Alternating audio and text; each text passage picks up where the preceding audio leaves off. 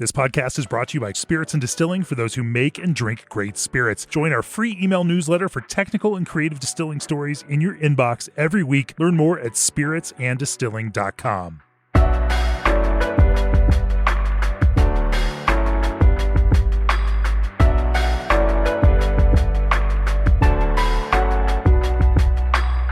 Welcome back to the Craft Spirits and Distilling Podcast. My name is Sydney Jones. I'm one of your hosts. Today we are on episode number 20 of this season, episode number 42 of all, which is really cool.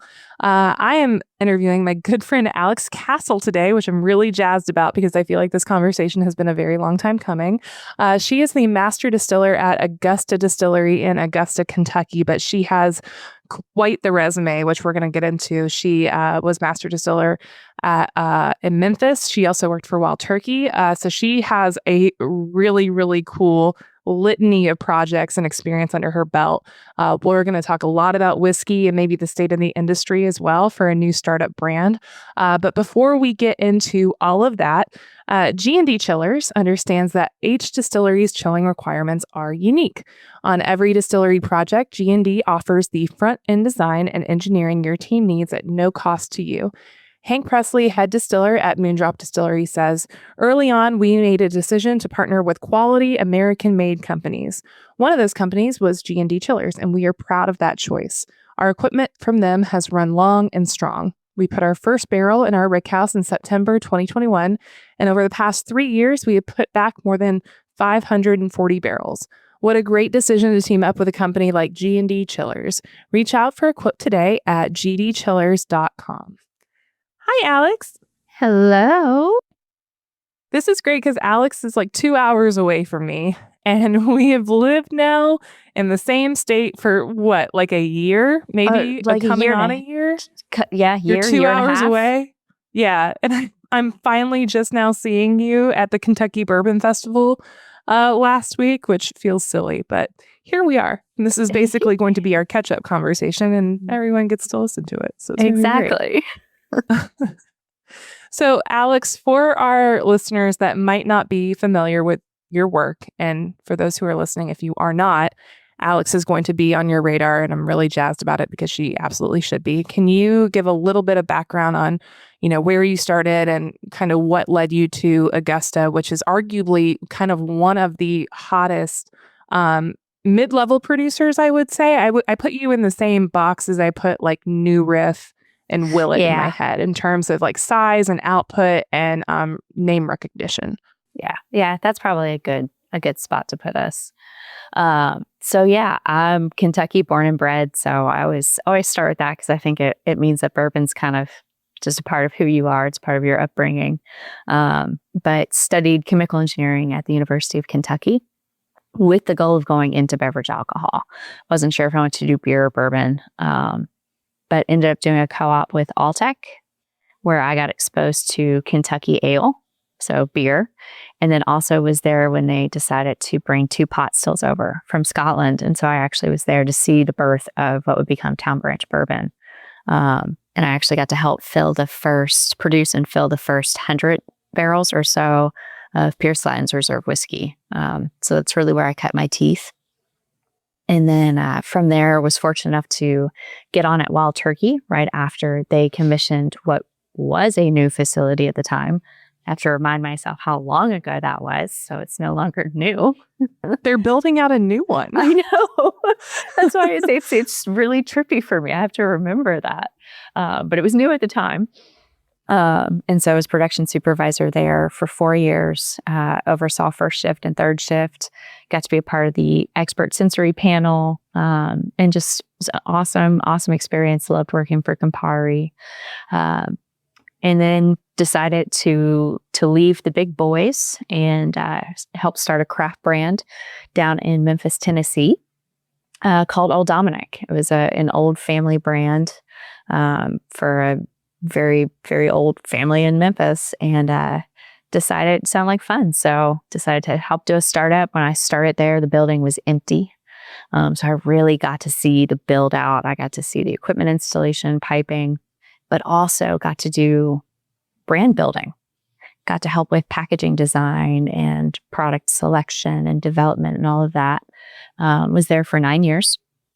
Did vodkas, did gin, got to see 2 of my whiskeys actually get released to the public. So I was there long enough to see that come to life.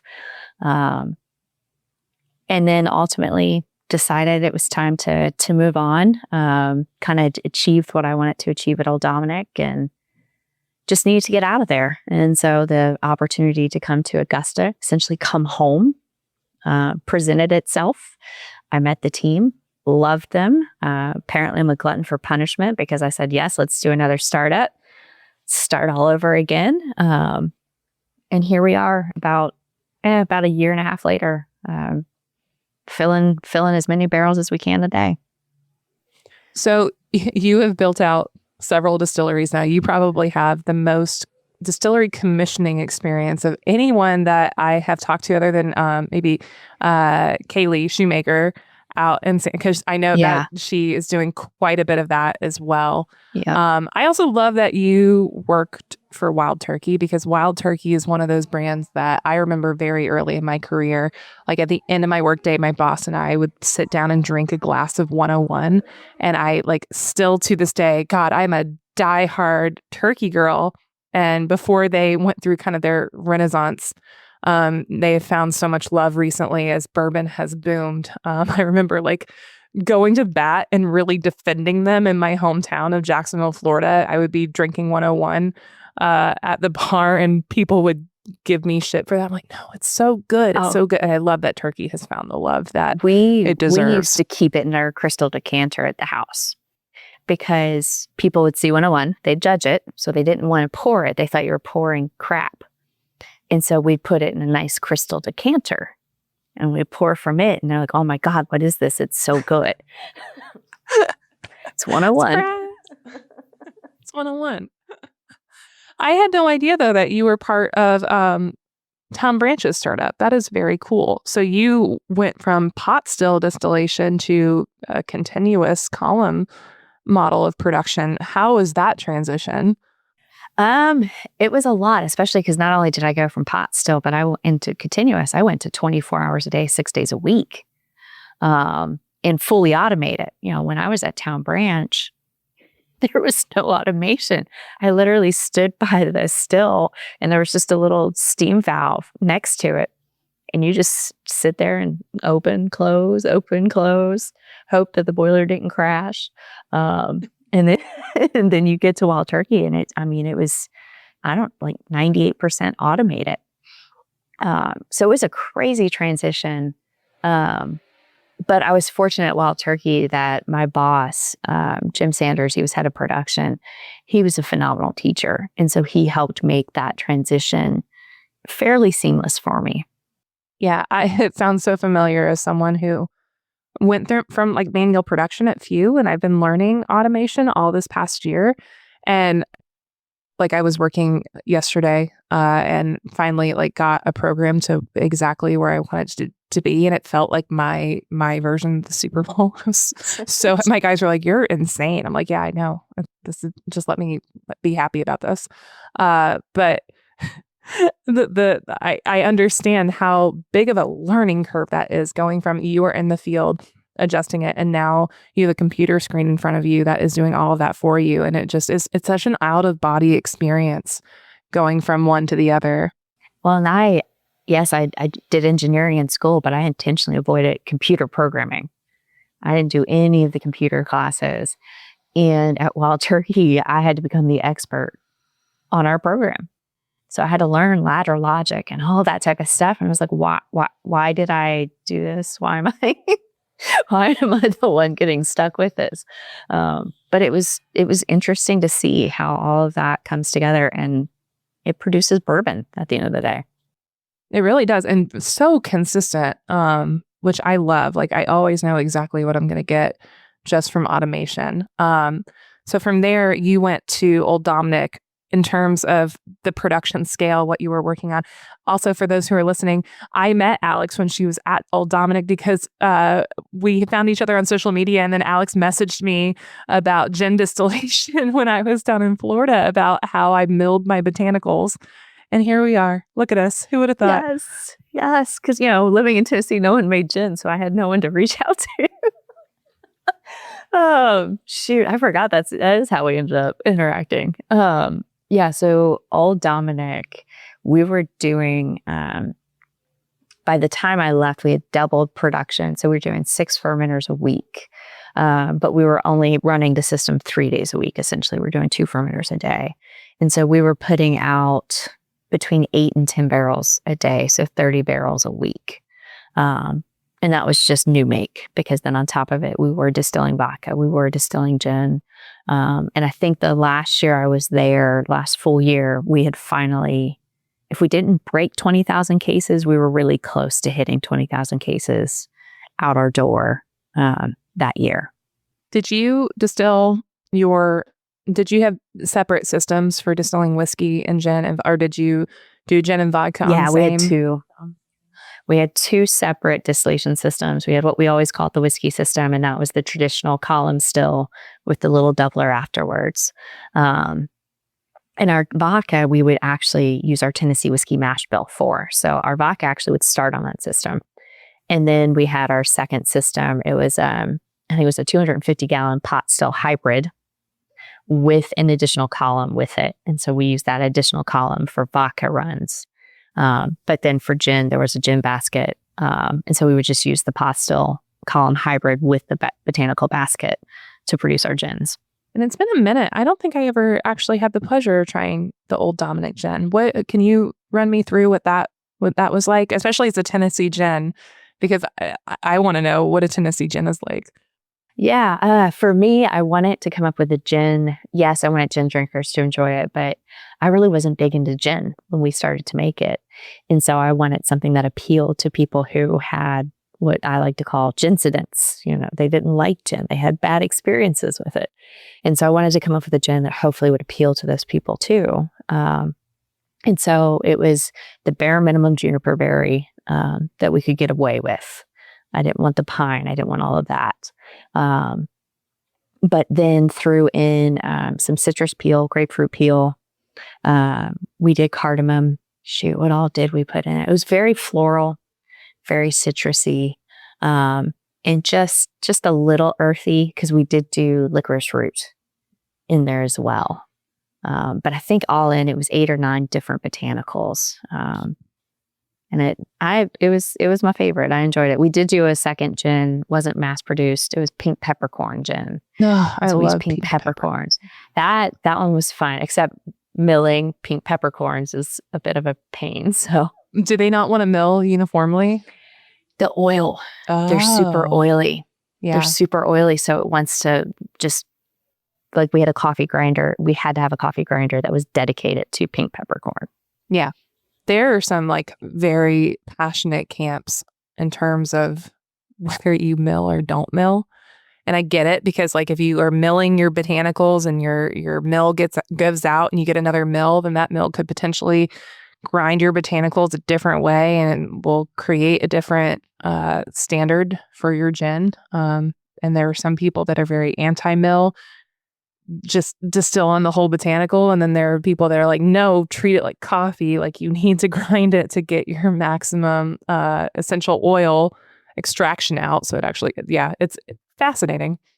Yeah, depending on the ingredient, I don't know how you get to the good stuff, the flavor of it, without cracking into it. Mm-hmm. Some of it you can. Yeah. But, I feel like there's certain things that have to be at least ground up a little bit. Yeah, I was always on the camp of rough grinding, of especially juniper for sure. I wasn't a fan of whole juniper distillation. But that's just me. Yeah. So I digress. So it sounds like a very floral, very citrus summer gin, a summer gin drink for those brutally hot Tennessee summers. Yes. Yeah. Very fun. So that was the thing that brought us together. And then were you a whiskey maker who was tasked with making a gin for the first time? What was that like? Because that must have been a little bit of a culture shock. Well, by that point it wasn't, because I had to do a vodka straight out of the gate. Mm-hmm. So coming from Kentucky, I had only ever done bourbon. Yes, I had been a part of tasting panels for vodka because Campari owns Sky Vodka. So I had my fair share of vodka tastings. I just had never had to produce one. So by the time we got to gin, I had already had to rip the Band-Aid off and learn a whole other spirit in that regard. But for me, gin was just something I found intriguing. Even though I didn't want to drink it, I loved the concept of it. So I actually, one, we were going to get rid of our gin basket before everything was made at Vendome. You know how you get in the part of the project where it's like, where can we cut costs? What don't we need? And at one point, it was a very brief conversation of, oh, we don't need the gin basket. And I was like, well, yes, you do. Do not get rid of it, because once you get rid of it, we're not going to be able to add it. Not easily and not economically. Like, you're going to regret it if you don't leave it. So I fought for it pretty much from day one, and then ended up actually going to Moonshine University. They have a botanicals course. And I was like, well, if I'm going to learn how to do gin, this is probably going to be the best way for me to do it. And so that's what I did. I went and spent a week in Louisville, just learning about different botanicals, the flavors they provide, difference between distillation, maceration, all of that kind of stuff. And then it was, I think, pretty much a year of doing lab scale distillations and just messing with botanicals and doing different combinations and all that kind of stuff. And it was a challenge that I enjoyed. I think the layperson, the distiller, especially a distiller who makes gin, understands this, but the layperson who just drinks gin doesn't understand how much time it actually takes to make like a well-balanced gin. And it can take as long as aging a 2-year-old whiskey sometimes, It's such a labor of love.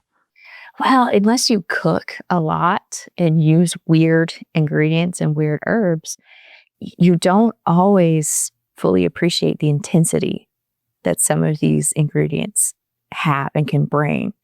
Because I remember the first time I had to learn to make an aquavit, and I didn't know what aquavit was, but mixing, fennel and caraway, it was a caraway and fennel bomb, my first batch, because I underestimated how strong and potent those things would be in the distillation process. Oh my God. A little goes such a long way.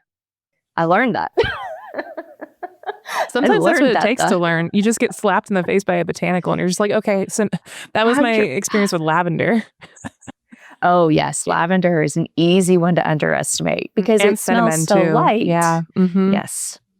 Yep. Yeah. That was caraway and fennel for me. Now, I'm curious, so many distillers that I talk to on this show, not all of them necessarily have the chemical engineering background. Did that degree, that training provide you with any guidance in terms of, gin and aquavit and vodka troubleshooting? Anything that like kind of was similar to what you had learned on a university level? It definitely did not help me with product development or anything like that.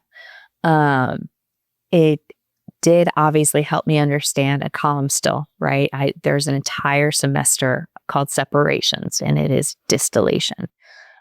We talked about fuel alcohol as opposed to beverage alcohol, but it's very similar. And so it helped me with that. Really, I found my degree most helpful when I came to Augusta, because we did have a lot of startup issues. We had a lot of bad engineering, a lot of bad pump selections, piping layout, everything like that, to where I was having flashbacks to college and hearing my professor say, you should never pipe this way. And I'm staring at something. I was like, well, it's piped exactly like they said not to do it. And so, and talking about pump curves and laminar flow versus turbulent flow. I was like, I don't know the last time I actually had to say those words. But for me, that's where the degree has come in handy, has been more troubleshooting, because the system was installed when I started at Augusta. So I pretty much, even though I hadn't run, it's what I inherited. And that's where my degree came in. That's where all of that education came in, was looking at this mess of a system and figuring out how to iron it out, how to get it to run. So yeah, that's really where my degree has come in handy, which is good. I didn't go into engineering to be an engineer. I really hated it. It was not it was not fun. When I say that, because I literally was just at my alma mater for dinner and pretended like I loved engineering, but I didn't. I did it because it seemed like the only path to get to distilled spirits, because we didn't have the Beam Institute.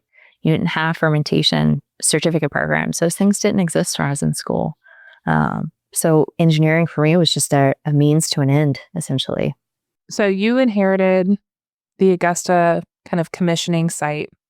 It was still under construction when you got there, or were they producing any distillate yet? So still under construction. I would say the piping was probably 90 to 95% complete. The biggest thing that hadn't been done is we were still waiting on our second column still. Bendham was still building that out. But otherwise, when I walked through the door on day one, I had 18 fermenters. They were all piped. The mash tubs were piped. Beer well was piped. I mean, everything, because originally they thought we would actually make the first mash my first week on the job. So that's how far along everything was. Gotcha. Now, were you guys in a completely newly built out space, or were you in a historic building or something along those lines? You're right on the Ohio River, and it's beautiful. And it looks like the building has been there a minute, but I can't tell if that's intentional or if you guys had a fully brand new build out. We're mixed. So the majority of our facility is historical. So the very, very front building, when you walk in, was built in 1904. And then each building after it was added thereafter. But put it this way, we have steel beams running through our fermentation room. And on those steel beams, you can actually see the name Carnegie. So wow. we have that's how old our building is we have legitimately Carnegie stamped steel holding up our roof. So it is mostly old. The boiler room, the bathrooms, and the still house are all new construction added on. But everything else, like we're talking low ceiling clearances. So I joke I can't hire anyone for production that's over 6 foot tall because they will hit their head on something. I even have to duck sometimes, and I am not a tall person. So maintaining the integrity of the historical building was incredibly important to the team. And of course, with that came challenges. And that's where some of the piping issues came in, is how do you pipe this with such restrictions on height and distances and things like that. And I think it's one of the reasons why you see a lot of new, larger operations that are just foregoing moving into existing older buildings and building up from the ground. That being said, I mean, between you guys and I know Castle and Key for sure had so much work to do in terms of bringing that historic building up to speed and making it safe and making it workable. I know a lot of our craft listeners who may or may not be building out a cool distillery in like an urban location, and it's an older building because that's what they could afford, and they're trying to fit a distillery in a space that was not designed for a distillery, but here they are. What would be, especially from an engineering perspective, what would be your advice to them? Because I'm curious to hear as well. Yeah, because actually, Old Dominick was an old historical building too. So this is the second one that I've tried to help. It's very much a craft thing in my hometown, and also we just had on the podcast a few episodes back. My friends from St. Augustine Distillery in Florida and Citygate, and they're in St. Augustine. Like it's a old town, and they're in an old ice plant, and it's a building that looks super cool on paper for a distillery, but in actuality, building out this thing comes with a fuck ton of challenges. So, it's awful. It's awful. I mean, because we had to remediate the building. We had to redo flooring in one section because it used to be a kiln room. And so that the floor in there was a mess. We had to do a massive clean out and clean up on it. So, anyone looking to try and start a distillery in a historic building, I encourage you to do so, because there is something about walking into that building, knowing you gave it a new life. Part of the reason we're in the building we are here in Augusta is one of our founders, his family has lived in Augusta for over 200 years. And this building was about to get demolished because it sat vacant for about 10 years. No one wanted to put the money in because it did have asbestos. So there was a lot of remediation that had to happen.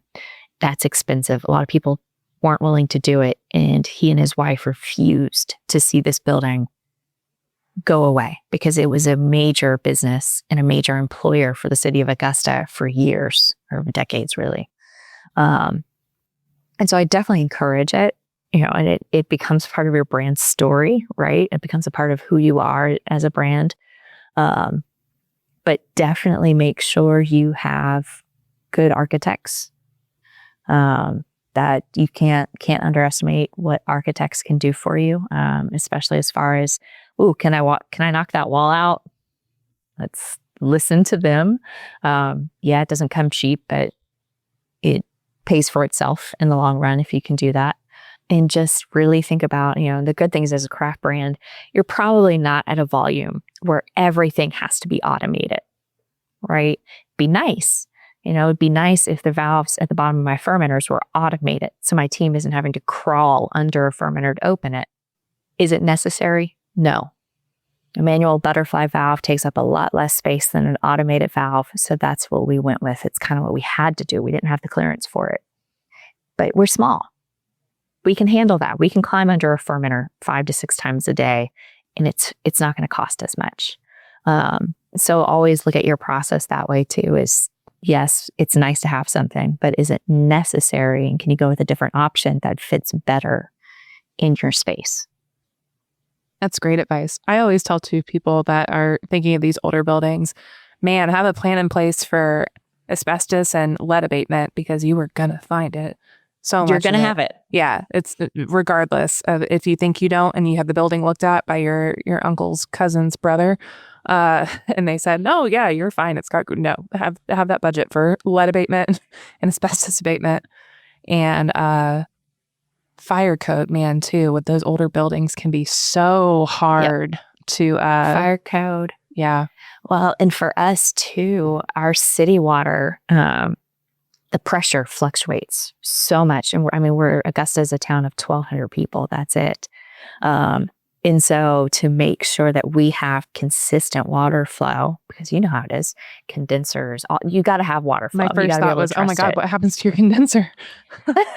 So we actually had to put in booster pumps. So we have 3 booster pumps that as soon as the water comes in the building, it goes to those pumps and they'll kick on as needed so that we have consistent flow. But that's, I've never worked anywhere where we've had booster pumps on water. I didn't need it. But on top of it, for water quality issues, and it's not so much issues, but to make life easier for us, we then had to go and we have carbon filtration tanks. We have a water softener. We have an RO unit. We had to do all of this stuff to make sure our water quality was where it needed to be, because what our tiny little water treatment facility, it produces drinkable water and it's fine, but it's a nightmare on our system. It cracks me up now as someone who is, working in Kentucky again and distilling in Kentucky again, and using a ton of Kentucky water, how Kentucky water is so romanticized. And it's great to a certain degree, but oh my God, the water softener note there. The amount of scale that we do, because it's just insane. The amount of calcium in this water, not even just at work, just in my own house. I have to descale my coffee machine constantly. My poor cat had calcium issues. It's crazy how much calcium is in this water. Yeah. It is not magic. It's kind of a pain in the ass. No, it's not. Yeah. We've been running for a year, basically, consistently. And I've already had to descale my mash tub cooling coils. We have a little heat exchanger for the tower water. We had to descale it. It was awful. It almost wasn't letting anything through it. We've had to descale. We have 4 condensers. We've had to descale all of those. We're probably going to have to start having those conversations too, because it's got so much calcium dissolved in it, and it's the most I've ever seen in my life. We made a mistake. Our tower water and chiller were not going through the softener. They were on city water. And so in that year, we built up so much. The inside of our cooling tower looked like a beach. That's how much sediment there was in the bottom of it. It just looked like you were on a beach somewhere. And so now all of that is piped into our water softener to try and minimize that happening again. So this is the hot take for everybody listening today. Kentucky water is not as magical as you think. It's not great. that and calcium it stinks because is good to a certain degree, but it's not. Memphis has some of the best water in the world, and I never had issues. Chicago was the same way, because it was all coming from Lake Michigan. Yeah, I had no issues. So then when we started, our cooling times were doubling and tripling. I was like, "What is happening?" And it's because of the buildup. It's like 3 inches of just like solid scale on your cooling tower. Oh man, I love just bonding with you over similar. Very Kentucky-centric specific things. Yes. So you guys have been laying up quite a bit of distillate. You mentioned to me you got about 10,000 barrels put back, which is exciting. We should hit 10,000 by the end of the year. So I think we're right at 7,000 now. And like I said, we filled our first barrel. I have to look at the date. We're coming up on 1 year.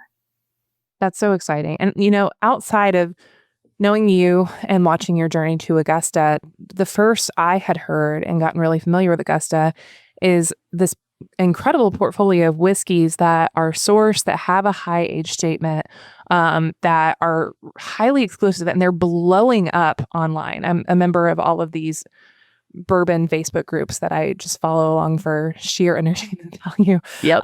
But Augusta is constantly in the conversation. So do you work any on that side of sourcing and blending? And what is your forecast when you guys are starting to bring your products to market in the next, 4, 5, 6, 7 years? Yeah. So I do help source barrels because right now that's all we do is source whiskey. But we are Kentucky only. So we only buy from Kentucky distilleries. And we're single barrel. So there's actually no blending at all. There's no proofing down. We are cast strength single barrel across the board. And we don't do anything under 8 years old either. So definitely a very different product portfolio than what I'm used to. But that's what's made it fun. And so, my first week on the job, they're like, "Oh, we have some barrels you need to try." Okay, what are they? 17-year-old. Okay, well, let's do this. And so I got exposed very quickly to what Augusta and our Buckner's lineup is all about. And unfortunately, trying to get those higher age statements, there's not a lot of forecasting we can do. It's what comes on the market, when does it come on the market, and how quickly can we move? And we don't disclose our sources. We have NDAs, can't do any of that. But we have some favorites, and we do try to stick to them. But we do all rye mash bills, so no wheated bourbon just yet. And so as far as our product coming online, like I said, we don't do anything under 8 years old. Our oldest barrel is approaching 1 year, so we still have a minimum of 7 years before we get to bottle up Augusta-made bourbon. But the plan for that is we stick to the 8 years. So you'll see an 8-year release, you'll see a 10-year release. Eventually we'll hit 13, 15, 17. Those are already in existence as far as age statements go. Hopefully I'm still here at 17 years. It seems like a really long time. No. So my next question then, if they're all single barrels and, you're working with higher age statements, it sounds like there can be quite a bit of variability with these releases. Is there a common through note that you look for, whether it is flavor-wise, whether it is proof-wise, barrel exit proof-wise, whether it's, mash bill or whatever that you think identifies the Buckner style? And is it similar or different to your new make, and kind of how you're evaluating that and how you're establishing your standard for your new make? Yeah. So when we qualify barrels for Buckner, whether it's 10, 13, 15, 17, we are absolutely looking for a common thread for the general SKU. So what we just send to the masses. Whereas, for the pick program, that's what's fun about picks, right? They come in and they don't care if it They can tastes be like all the rest of the wacky. lineup. Yeah, for sure. And so that's really what we're looking for when we're qualifying the barrels, is just deviating them. And so on the Buckner line, we do tend to end up with, it's a really nice balance of spiciness and sweetness. Sweetness because we are talking 10 plus years for our Buckner line. So you're getting all those barrel sugars. But our rye content fluctuates depending on the source, anywhere from 8% to, I think our highest is 20% right now. So we can get some really nice spice from that rye on those. So that's kind of what we're looking for on it. And as far as our new distillate, we're honestly, I'm still kind of dialing it in. So our mash bill is 75% corn, 20% rye, 5% malted barley for now. We're talking about changing that up a little bit here soon. And right now we're just trying to just come up with the cleanest distillate we can. And then find the sweet spots in the warehouse and the rick house. We have traditional rick houses. Because the way I'm approaching it at this point is I'm not necessarily chasing the thread of Buckner. I'm not necessarily chasing the thread of Old Route 8. It's what is Augusta going to be in 8 years? And let's set that apart and let it stand on its own. You mentioned your rick houses, and as we mentioned before, you're 2 hours north of me. You're very close. We're in the same time zone. But what is notable about your location is you are right on the Ohio. Is that, it's early to say, I know, with your barrels, but do you think in terms of their maturation, that proximity to water is going to influence the humidity they're exposed to and maybe influence their maturation a little bit? I definitely think so. Our rick houses are not next to the distillery. The distillery, we are in the valley. We are right at the river. We are technically in a flood zone. Thankfully, we have not flooded, so that's good. Came close last year or beginning of this year. Oh my God, the rain this past year was crazy. Yeah, it was great. We just kind of kept watching the water come closer and closer to the distillery. It was awesome. And what can you do? You just drink a whiskey and you're just like, well, it is what it is. That's kind of where we were. We're like, all right, we still have three feet to go. We're safe. That's a very Floridian perspective. That's how Floridians ride out hurricanes. You just, it is what it is. There's we put all of our equipment on pads to give it additional, space if we do flood. So we did what we could. But our rick houses are actually up on a ridge about 10 minutes from us. So they are getting great benefit of breezes. We get a lot of wind up there. And is some of that wind because the river's right there? Absolutely. So I'm excited to see what it does, especially, having done 9 years in Memphis, we were palletized in Memphis. That heat, that humidity that Memphis is known for. I'm excited to start exploring anew what it's like in Kentucky, because I didn't really get exposed to the warehouses when I was at Wild Turkey. I was in distillate production. I kind of almost feel like I'm starting over in my education on barrel maturation.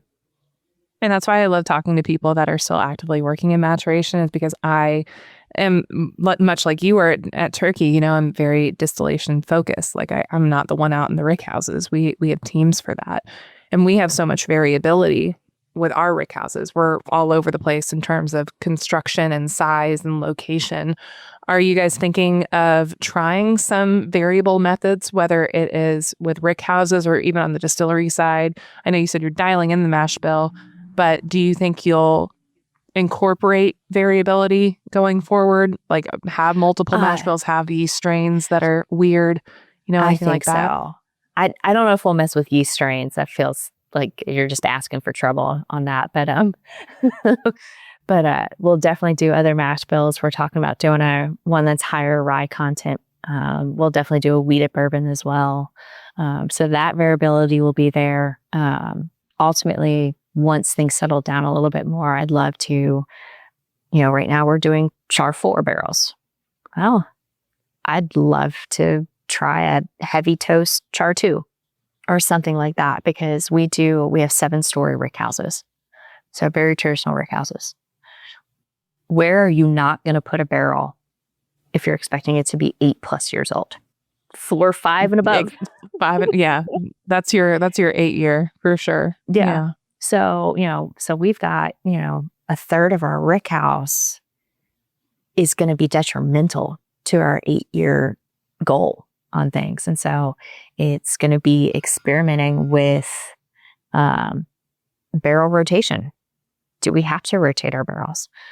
They live half their life cycle up top, and then we move them down, or vice versa. So those are all things that we're going to experiment with, and hopefully play around with. Not just do it because we have to, but do it because we want to and want to see what happens. Man, barrel rotation in a traditional rick style though is such a beast. Trust me, my team does not want to do it. My team does not want to do Mark it. for still doing it, man. I don't know how they do. Actually, I do. I just watched their barrel rolling team perform extremely well at the Kentucky Bourbon Festival barrel roll. They're so good at what they do. And it's hard to move those around. I feel like it's easier to do kind of that rotation in a palletized system, because then you got your 100%. Forks, Yeah. Yep. You can just shuffle some things around. It's a very labor-intensive, time-intensive process. But yeah, it's hard to rotate barrels. Yeah, so we're hoping we don't have to do that, but only time will tell. So current capacity-wise, then, what are you guys scaled for your yearly production when you guys will be running full board? Basically, our system was designed to do 12 to 14,000 barrels a year. And so I know we went 24/7 in June, and in July we produced just over 1,000 barrels. And then August we had some maintenance hiccups, so it was not a perfect month, but we still produced over 900 barrels that month. And that was the month you had your shutdown? And we went into shutdown, yeah. So we lost close to a week, I think, in August just for that, and we still did over 900 barrels. That is such a standardized thing up here, is that everybody will schedule themselves like a 2 to 4 week long shutdown period for maintenance. And it's something I never experience on the craft side. It's just like, go, go, go. You make more. Used to be longer. When I was at Wild Turkey, we would shut down for anywhere from 2 to 3 months. That is a hot second. Yeah, we did 3-month shutdowns. And I know we were working on shortening it when I left. But part of it is at Wild Turkey, we had 2 wood-fired boilers. That was our main. Oh God, that was our main boiler, was wood fire. Yes, and then we had a little gas boiler to help supplement as needed. And it was our maintenance team. It was our internal maintenance team that every year would clean it and service it. And we're talking the conveyors to move the wood to the boiler, as well as remove the ash out of the boiler.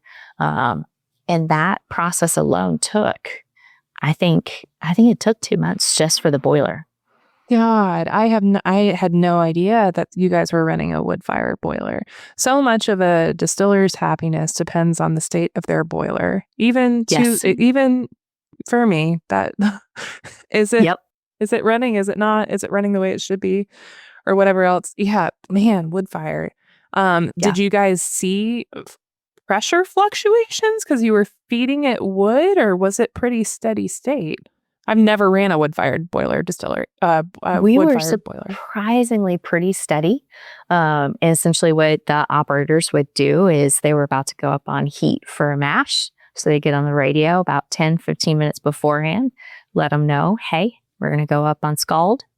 And so he would then be able to make slight adjustments to get the pressure back, up a little higher, so that as soon as the demand was called for, everything leveled out. Wow. That is a very interesting, man. That was a side conversation that I was not anticipating.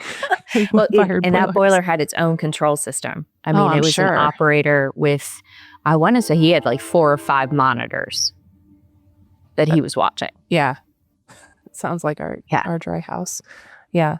Damn. Interesting. Well, and my mind was going in a different direction with a different question for you before we got off into boiler tangents. But so we talked a little bit about shutdown and how you guys just came off of one. And I know the big question right now for a lot of new distillers and questions I'm hearing for distillers of your size with the current headwinds that we're facing in this industry, what are you guys forecasting? How are you guys dealing with it right now that you can share? What would be your advice to some craft producers who are starting to feel the willies about it? So for us, we're still going. Right now, I have not been told to do anything other than 24/7 operation.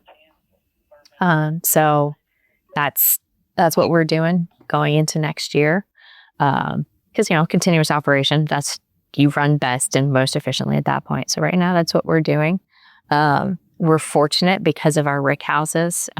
We do have some space. So we are adding that additional aspect of the business, contract storage. So we are, that's helping supplement a little bit on some of the other things that are going on. Fortunately, so far, tariffs haven't hit us too hard. We don't export a whole lot. Australia is kind of our main export market at the moment. So we're fortunate there. We're not feeling it. And I think because of our price point, we're an ultra premium brand. So we're not your everyday drinker, right? You're not going and buying a bottle of our 15-year at $300 a bottle. You're not buying it every week. That's just not where we sit. And so we're fortunate right now that we're not feeling the crunch of consumers not buying. We're not feeling it as hard as people that are in that, $40, $50, $60 price point. But advice, I've been in this industry for almost 20 years now. I've seen the ebbs and flows. I've seen barrel shortages, legitimate barrel shortages. It always comes back around. It always comes back around. We are a resilient industry, and just ride it out. Don't panic. Don't make any crazy decisions while panicking, because you'll probably just hurt yourself more in doing so. Ride it out and find where you excel the most and put your effort and focus there. If that's your home market, if it's on premise versus off premise, just focus on that, and we'll get through it. No, I think that's great advice. I like to tell people who are having these conversations and are a little doom and gloom, like, yes, we are below where we were during COVID, but we're still higher than we were pre-COVID. Like the rates are still very vigorous. It's a dip right now, but overall, like, we're not seeing 90s level dips. You know, look at 2018, look at 2019. Don't look at 2021. No, 2021 was an amalgam. It's never going to happen again. Knock on wood. Hopefully not. Hopefully not. I never want to make You made hand sanitizer too, right? Do I remember seeing that? Yeah, it was awful. Awful. It was horrible. Especially our labels wouldn't stick to our plastic bottles, so we had to Scotch tape them. I just remember like hand batching, the like 75% hydrogen peroxide totes that we would get in, and the stupid it was like a vegetable oil something or other, or petroleum jelly to keep your hands from drying out. I'm like, this sucks. Well, I loved the Bittrex, the bittering agent that makes it so people wouldn't want to drink it. I'll never forget, we were mixing a batch, and one of my operators and I were standing there mixing it. We had an air wand is how we mix things at Old Dominick. And we were just talking, not thinking anything about it. And then about the exact same time, we looked at each other and realized that we had been talking as this bittering agent was in the air. And suddenly, that's all we could taste was Bittrex. We're like, all right, we're done for the day. I remember distinctly filling up, I think like 3-ounce individual spray bottles, and we had an order for like 15,000 of them. Oh, and God. we got those like beverage canisters that you see like at weddings where you can like just go and dispense yourself like a cocktail. We got Yep. like a fleet of those and just would put hand sanitizer into it and just sit and manually fill up every single one. I'm like, we watched a bunch of Netflix while we did it. We brought a TV into the distillery. That's We the went through only way to Tiger do King. we went through the Umbrella Academy, things you did back in COVID. But we also drank a lot, and We did. yeah. And it was very uncertain times, but yeah, I am cautiously optimistic. You and I just attended the Kentucky Bourbon Festival, which is a very premium festival. It's the tickets themselves are extraordinarily expensive. Alex was there as a vendor. I was there with a distillery band from a kind friend who works at another neighboring distillery. He had an extra one. And it was a sold out festival, and it was jam packed, and people were buying and sampling, and like being there, it felt like nothing had changed, 100%. We sold out of almost everything we took. Like we were actually having to have employees bring stuff over Friday morning and Saturday morning because we sold out, because we didn't expect it. We didn't expect people to be like that, given everything you hear, everything you see. And yeah, if you just look at KBF, there is not a dip in this industry. No, not at all. Yeah. What kind of feedback were you guys getting from? Was that your first time there as a vendor? It was my second time as a vendor. I think it was our third time as a distillery being there. I think it was our second year having a tent ourselves. It was fantastic. Tons of great feedback.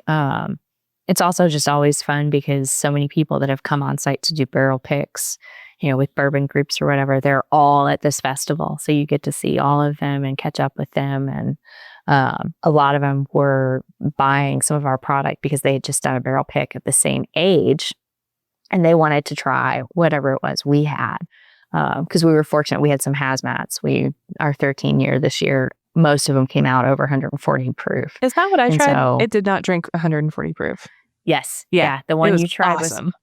that one may have been the 139.9, but Who's counting? Just the alcohol on my breath brought it up to 140 when I sipped it, I'm sure. exactly. Exactly. I think the coolest thing for me about KBF this year that I didn't necessarily see as much last year, but it was like full force, very strong this year, is that there was so much activity and excitement on the craft side of the festival. Like it was jam-packed all 3 days. Whereas last year when I was there definitely seemed like there was more interest in the big legacy guys. Absolutely. But this year, oh my God, there were lines like around the There was a the whole grounds. corner. Yeah. There was a whole corner in craft that I don't think I even got to because It was so it was packed. always crowded. Yeah. Yeah. And that feels really encouraging to see, Very much so. Yeah. Very much so. So yeah, I think the future is bright for this industry. We just gotta ride it out for, I don't know, a couple more months and it'll be fine. It'll be Fine. It'll be fine. It'll be fine. This is the thing I have a tank top that says, I'm fine, it's fine, everything's fine. It's very, very much my mantra. Yep. I think that's a really great kind of like positive note to wrap up our conversation with. Thank you so much for just sharing the 20 plus years of experience that you have. B, I'm so proud to know you and talk to you, and I love seeing where you're taking this really cool brand that is getting so much recognition. C, you just hired someone who is very near and dear to me. And I'm going to send her this episode when it airs. Alex was amazing. And I introduced her to my 2025 Step Up intern, Kia, and she interviewed, and on her own merit, Alex has hired her, and she's going to be training one of the most promising, she's fantastic, young distillers in the industry right now. Yeah, I can't wait to see what Kia does. I know she's gonna kill it. She has so much natural talent, and I'm so excited to see her learn from you, because I could not think of a better dream pairing. And every time I think too much about it, I start to cry.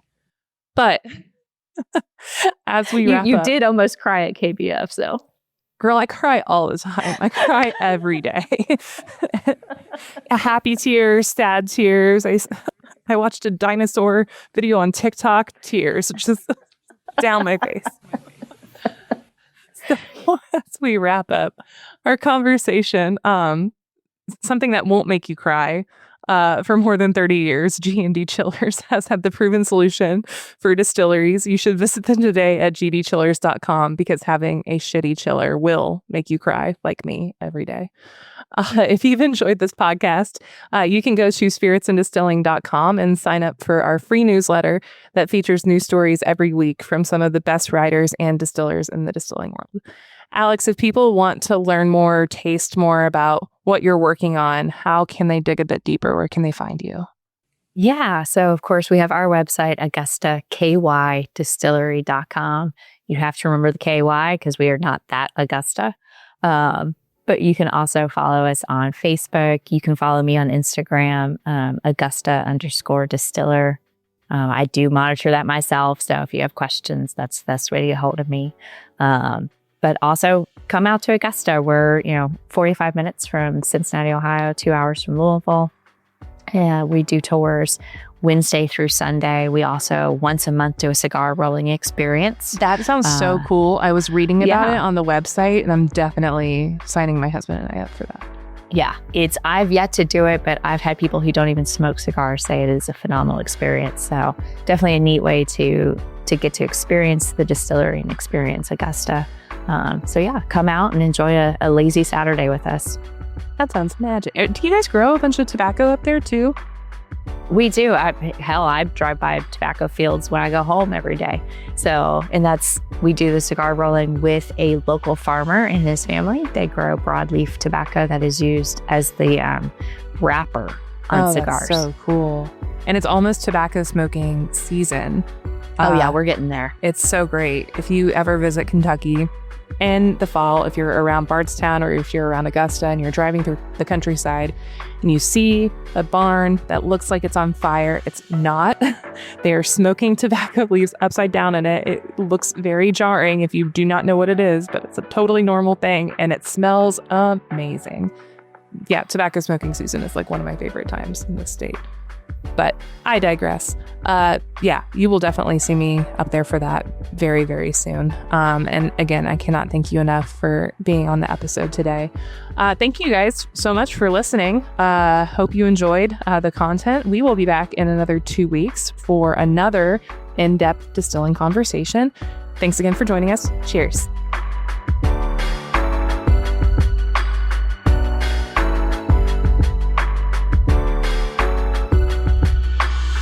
This podcast has been brought to you by Spirits and Distilling for those who love to make and drink great spirits. Join our free newsletter today at spiritsandistilling.com for pragmatic, technical, and creative distilling stories in your inbox every week. Sign up now at spiritsandistilling.com or click on the link in the show notes.